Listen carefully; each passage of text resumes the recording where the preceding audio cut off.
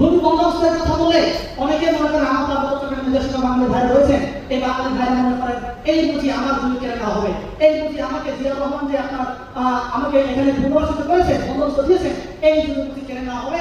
এটা তো আমার এই পার্বত্য চট্টগ্রামের ওয়ানদের জায়গা, তাদের নামে এই জমিগুলো আছে, এই জমি কেড়ে নেওয়া হবে। তাদের মধ্যে একটা ভয় তৈরি হয়।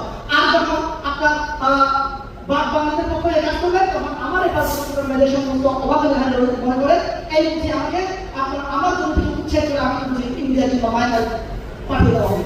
এই যে বিশ্বাস অবিশ্বাসের জায়গা, এখান থেকে বেরিয়ে আসতে গেলে আমাদেরকে পার্বত্য চট্টগ্রামে বাঙালি বলেন কিংবা অবাঙালি বলেন পার্বত্য চট্টগ্রামের যে সকল ইনক্লুসিভ পরিমাণে যদি আপনার স্বপ্ন দেখেন, আমরা যদি সবাই স্বপ্ন দেখি, আমরা যদি বাংলাদেশের ক্ষেত্রে আমাদের নিজেদেরকে উচিত করে রাখতে পারে, গড়ে তুলতে পারে, তাহলে আমাদের এই পার্বত্য চট্টগ্রামে নিয়ে পার্শ্ববর্তী রাষ্ট্র কিংবা পশ্চিমা রাষ্ট্র আপনার উস্কানি দিতে পারবে না। সবশেষে আমি একটা কথা বলতে চাই, সেটা হচ্ছে আমার বাংলাদেশ হচ্ছে রূপবতী কন্যার মতো, যে রূপবতী কন্যার দিকে সবার নজর রয়েছে, পশ্চিমার নজর রয়েছে, চীনের নজর রয়েছে, আমার পার্শ্ববর্তী রাষ্ট্রের নজর রয়েছে।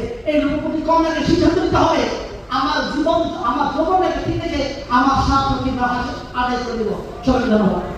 ধন্যবাদ।